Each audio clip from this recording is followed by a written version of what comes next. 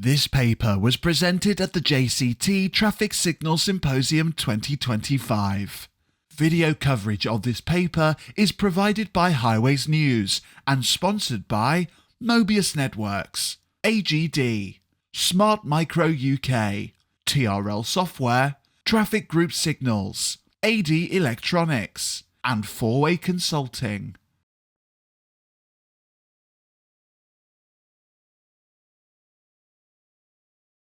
And that doesn't know me, Gordon Stitt, REMOS product manager. Been at the company now for 3 years, been in the industry for about 20. So hopefully what I'm going to do here today is a balanced, if slightly biased overview of REMOS. But hopefully by the end of it, you have a good understanding of what we're trying to achieve and what we're trying to bring to the industry as well. I would also like to say thanks to the first two presenters that came up and highlighted accents. So as you'll know, I did consider putting subtitles up for this one, but we'll see that you can manage without it on this occasion. Right. Get the right button. There we go. So, what was the challenge? And one of the things I want to highlight here is that SRL did not decide that they were bringing this technology to the industry and saying, oh, we've discovered this and this is what we're doing. This came to us. We were approached by a major traffic management company, a major utility provider, and says, we have a problem. There is something that we need to resolve. Can you help us with this? And there's various facets to this, but one of the three words, there's availability, reliability, and capability. And that was three things that we've tried to address right from the outset to make sure that we can do this. So the availability, resource. Resource is a massive problem in the industry, right? Trying to get the people out there on the street. The companies are stretched as they are, and then when they're asked to perform manual control, they need to get that. Through conversations that we had with other people, reliability. One major traffic management company, not the one that we're dealing with on this, they specified that they have a 25% no-show rate. You imagine you've got 100 sites that you're trying to deploy every single day and then 25 guys don't turn up. That's a lot of problems for them. It's a lot of problems for the roadworks that are trying to be delivered because you can't put the sites out, you can't do that. And then what we've got on top of that is the capability. What do we actually know about the people that are standing out there pressing the buttons at the traffic lights? When they're doing the manual control, how do we know that they're capable? Would you take somebody into your UTC room? Would you take somebody in after 4 weeks and say, go and control that major junction for me? Go and control that busy road? Make sure that the network's working properly. These are the things that they're encountering. These are the things that we've got to consider. So through that, this is one of the things that we're trying to address and through REMOS try and do this as well. So as we see here, year on year, traffic volumes, right, increasing. We hear about that all the time. Compounded by increased roadworks. Those two don't go, right? Increased traffic volumes, roadworks. Sky highlighted something a couple of weeks ago whereby blaming Boris because his broadband rollout was causing all these roadworks, and it could go around the world 5 times or something with the amount of roadworks we've got in the UK. It's part of what we're needing to do. We still need to do it. There's major infrastructure needing to get put in, and we've got to get these works done. And how can we do it without impacting the network as badly? So, manual control drawbacks, I've already said that, I've highlighted that in the last bit. What there is, in terms of what we've got, health and safety risks, the limited visibility. We'll go on to that as we get through the presentation, and hopefully you can see. I'm going to give you a quick respite from this dulcet Scottish accent, and hopefully through this video, this gives you a clear overview of what we're trying to do and what we've achieved so far, and then there'll be a wee bit more detail.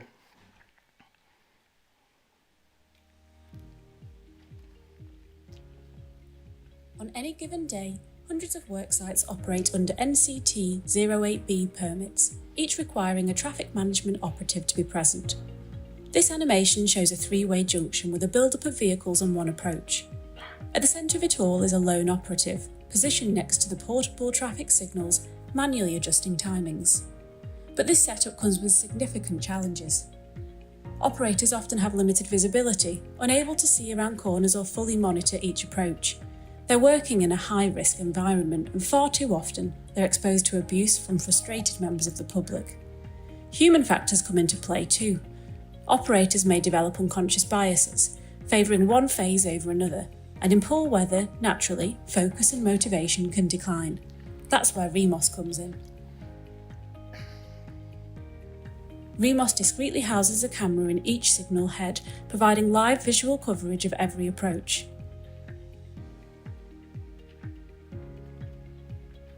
All footage is streamed in real time to SRL's secure, dedicated control centre, where trained professionals monitor traffic flow and make immediate data-driven decisions.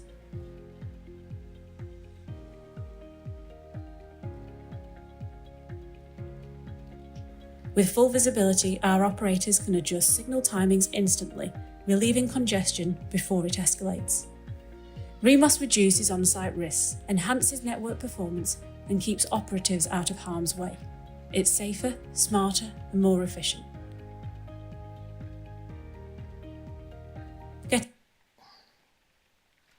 There you go. So thanks to our marketing team who pulled that together, which is really good.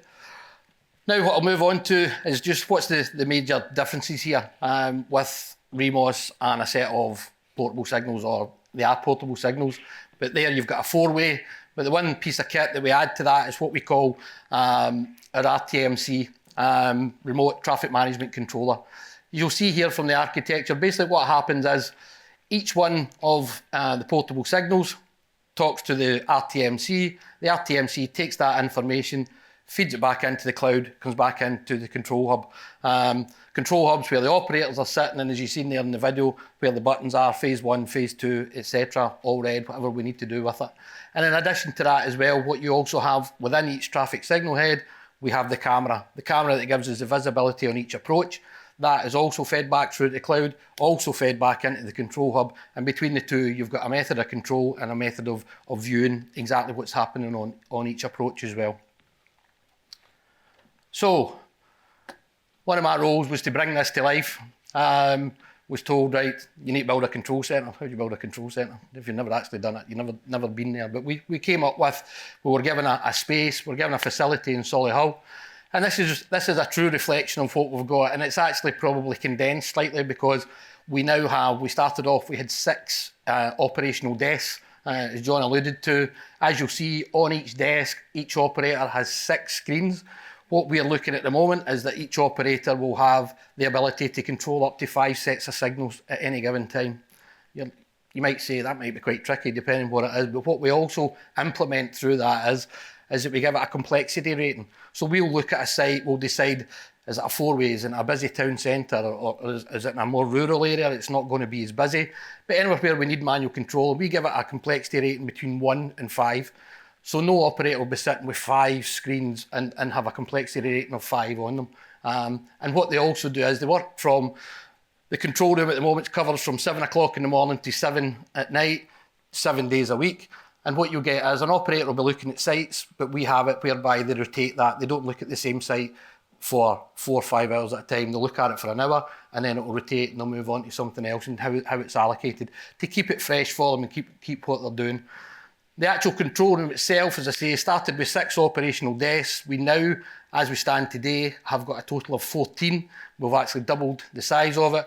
We have 9 people working in the control room, and we've got additional SRL staff who are also can dive into this and support as well. So talking about all this, we're saying, right, what do we do, right? Like, we obviously had to go through a trial period, and so that I can show you some results and exactly what we've found and how we're moving this on. Basically what we found is this was the very first trial that we did in Boston, in Lincolnshire, in partnership with the TM company and the utility provider. And what we wanted to do was know is, does REMOS work? So basically what we had was, week 1, we had traditional manual control. Week 2 was going to be REMOS. Basically what they did was the TM company were not trying to say REMOS won't work, but they're saying let's test it. So they put super operator out. So we didn't have a guy sitting in the van watching Netflix. We didn't have a guy just pressing buttons now and again. He was actually there, really experienced operator, and this is what he brought. As you'll see there on the results, yeah, it was quite favourable. We did actually do better. The traffic flows were quite consistent in what we've seen. But one of the biggest things that started coming to me was, if you look at this image that we've got here, an image from Google, it shows you the site. The site's 250 metres long for the works area. We have a side road coming out of it as well. So what you have is, we were able to see that. We can see that. We've got 3 approaches, 3 cameras looking at that. The operator's standing at this end. So he can see 150 metres to his right, but he looks to his left. He can see 250 metres, so he can see maybe the first or second car at the opposing stop line. What he can't see is what's beyond that. So what he's doing is then, he's lost his visibility. He can never see what's coming around the corner. He can never take that into consideration. And one of the other things that we've learned through this as well is, we're now using Google, right? As you know, you can have an overlay in Google with the traffic layers, etc. If you expand that image, what you'll find, 100 metres in that direction and going to the right, there's a school. The school comes out, so we can see when the schools are coming out, when the network's starting to get busy. Take it even further, another 100 metres on, there's a roundabout. There's 5 approaches to each roundabout. We can see when when the network's building up. We can see when the traffic's building up and it starts going from yellow to red to dark red, and we can see. We can then respond to that. That's something that our operators are doing. Not only are they physically getting a view of each approach, we're also looking at the greater network as well. And these are just things, when we're trying to do the comparisons of traditional man on site and what REMOS does, there's a lot of differences and a lot of benefits that we're getting from it, being able to use this technology. So, through the analysis, and to let you know what we had, on this occasion at the start, we were using our VMS signs, which are radars, which were doing traffic counts. We did some NPR stuff as well for over the routes, but predominantly that's what it was. It was traffic counts at the stop lines.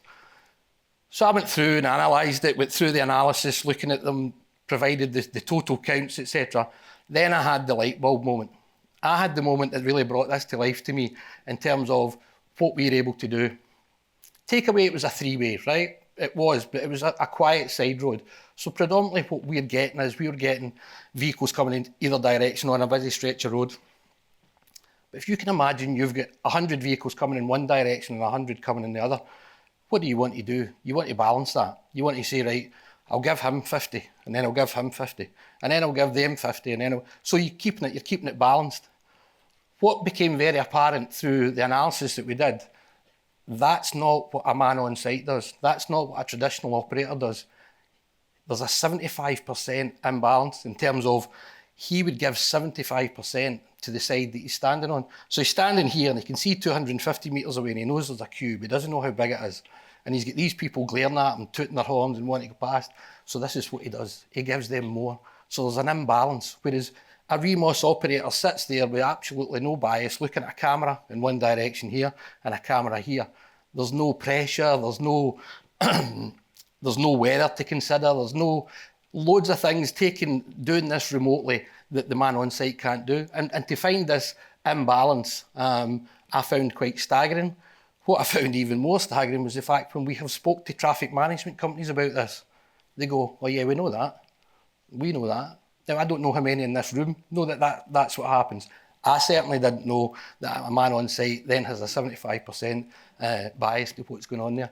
So what we're able to do, and I think that bit highlighted in red there is something that's very worth considering, because when there's 1,800 manually controlled sites out every day in the UK and they've got a 34% imbalance, you can tell that that's actually one of the reasons that we're seeing a lot of network congestion. We moved on. This is just a site that we did in East Sussex. We went live on February the 2nd, 2025. Since then, I reckon we've had about 40 sites that we've deployed. Some that have been deployed in the very first week in February are still out. We've done them over various scenarios, various locations, some really challenging city centre environments, some trunk road environments, doing some work for the HS2 as well. So this was one that was in East Sussex, and it was basically a case of emergency works in a town centre, existing set of signals, and they wanted us out because actually 350 metres away down the road there was another junction, a permanent set of signals that we had to try and coordinate and make sure that our flows was equally as good as theirs. That's when we moved on. Not only we did the traffic counts in the beginning, We've then, we discovered one of the things that we had, part of what we do with our VMS signs, we have access to the Swarco My City platform. That's been quite invaluable to what we're doing, because across a range of sites, what we're able to do is we're actually able to look at the journey times. And on this occasion, what we did, just to give an example, was we were looking at, on the left-hand side here was the REMOS site, 350 metres, 400 metres south of that was another set of permanent signals. And we just looked at what the journey times were through. Now, this isn't a massive difference, but what we've done is it shows that REMOS is comparable to what's happening and if a set of permanent signals were put out as well, and how we can influence that. And then we can also, through the journey time, not only can we see what's happening, but we can measure performance, we can measure operator performance, we can actually do the before and after and bring it to life. And this is what we're trying to do across a lot of the junctions and stuff that we've been putting out there. I might need to get my glasses on for this one.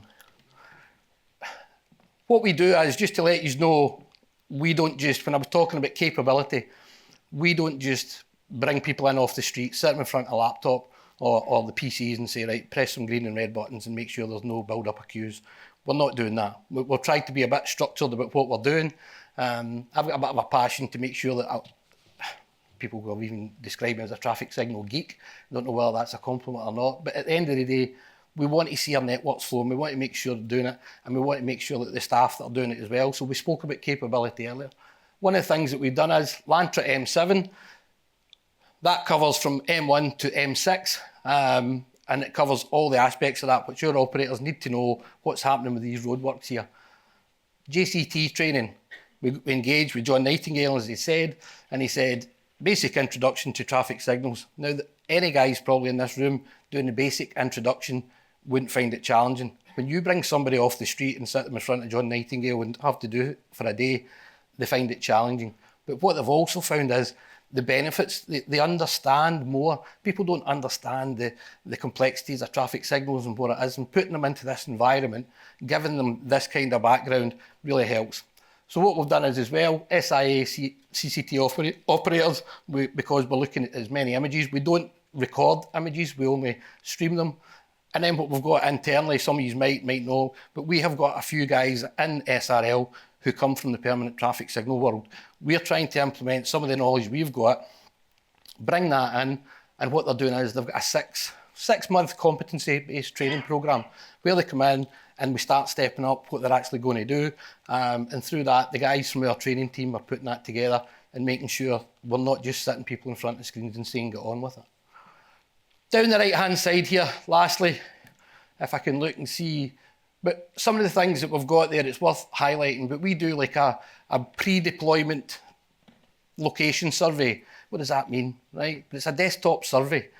When we go, somebody says, right, High Street, Bracknell, right, you've got to put a set of three-ways out. Right, okay, never been to Bracknell, don't know what it looks like. First thing I do, right, first thing our operators do is go into Google. Schools. Any schools in the area? No. Any hospitals in the area? Any retail in the area?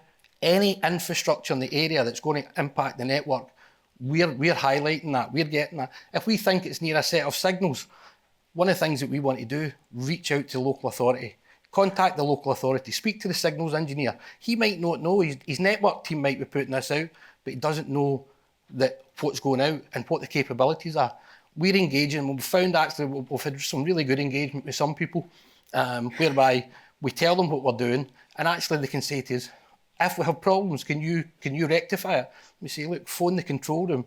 If you need like southbound flushed out, just phone us, our guys will do it. We're willing to listen to that instruction and have that type of engagement. And these are the kind of checks that we're going through. And I'm not being disparaging to a traditional operator by putting all those red columns in. But what I'm telling you is that is exactly what happens. All those green things are all the things that a REMOS operator's doing, the things that we're putting in place to try and make this a system that can improve performance across all the networks. And it's not a case they don't do it. In some cases they might be able to do it, but maybe not in this occasion. Final slide, be glad to hear. So, we've moved it on. Our guys in business development have been working extremely hard. They've been pushing it out there, speaking to a lot of different peoples, and what we're seeing is there are local authorities that are actually wanting to specify it. And as you'll see there, intelligent signals that are being specified. Our colleagues at TGS have got their auto greening in there. We've got our ADS, which forms part of REMOS. And then actually to have REMOS specified on a permit, it's given them the flexibility of all these options, depending on, not every site requires REMOS, so it just needs ADS, it just needs auto green, but it's there, it's an option, it's something that people are identifying with now and they can see the benefits of it. Yeah, it's only, I'm a year in the job, I think we're only 6 months that I've been able to roll it out, but that's us, that's where we are so far at the moment. So finally, one of the things that I'd like to say is, imagine a world where you don't have UTC. Take UTC away for you guys. I think in 5 years' time, that's where we need to be looking with REMOS. It's something that brings multiple benefits to the industry, and I think it's something whereby we should be looking at that, making sure that this is technology we're pushing moving forward in the future. So that's me. I don't know when the red light come on, but it's all done now. Nope. Thank you very much. Excellent. Thank you. Thank you. Thank you very much, Gordon. Questions for Gordon? Yeah, we've got Peter Bull in the middle, yeah. And there's one on the end. We'll come to you next, Peter. Don't make them hard, please. Well, there we go. Peter Bull, now independent, Sheffield many years ago.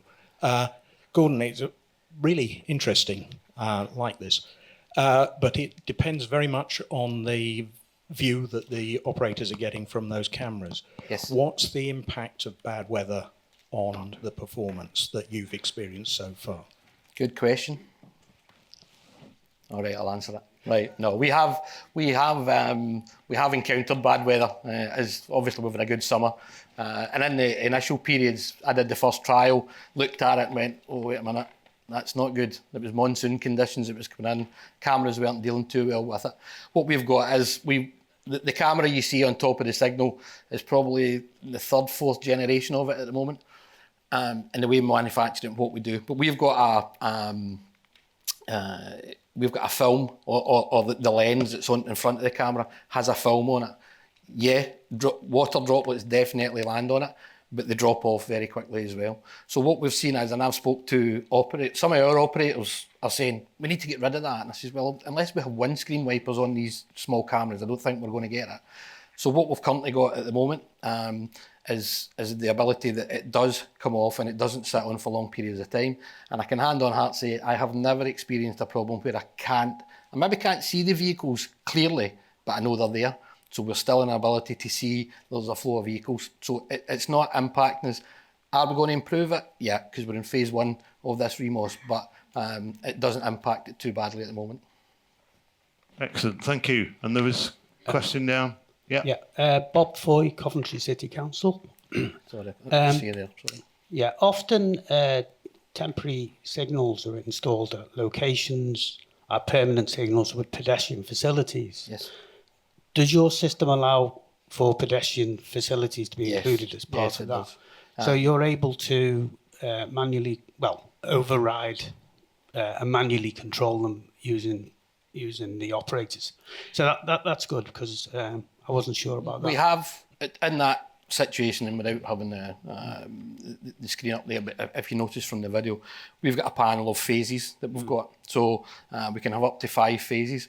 But one of the other buttons is if somebody comes along and presses the push button, we get, it's in amber and it says pedestrians, and what it does is, and after 10 seconds, it toggles. So if the operator's not seen it because he's looking at 5 different screens, it still toggles and it's still there and it doesn't go away until it's been serviced. Yeah, because that often on site, if you've got an operative on site, they can't manually control the signals if they've got a pedestrian facility. So I've been told, and all they can do is alter the green times manually. But the other thing is, often a streetworks manager might request for an operative to be on site during the morning and evening peaks. Yeah. And obviously there's a cost to that. The cost to provide that remote monitoring, is that comparable to having a guy on site? I don't know. Absolutely. Yeah. I just, sometimes you've got to know the audience and the environment, but I suppose it's something that will be coming to every, how much is it? What honestly, I can tell you that the costs are very comparative. We're speaking to a lot of traffic management companies. Yeah, there's a bit of balancing to go on, but from what you see and what you get, and it's okay saying what they might get or what you may get on street, but I think by demonstrating what we're actually providing as well, it's not. I'm not saying an increased service provides an increased cost. That's not what I'm saying. What I'm saying is for a comparable cost, you're getting a much better service. Well, I think, you know, I mean, you get a guy on site and they're not always proactive, you know. Okay. So, right, we're gonna, I'll Fred, hand we're it gonna, over. Thank Fred, you. we're going to have to wrap Sorry, it up. right, okay. Yeah, sorry that we couldn't take any more questions, but we are getting dangerously over now. So thank you ever so much, Gordon, for that.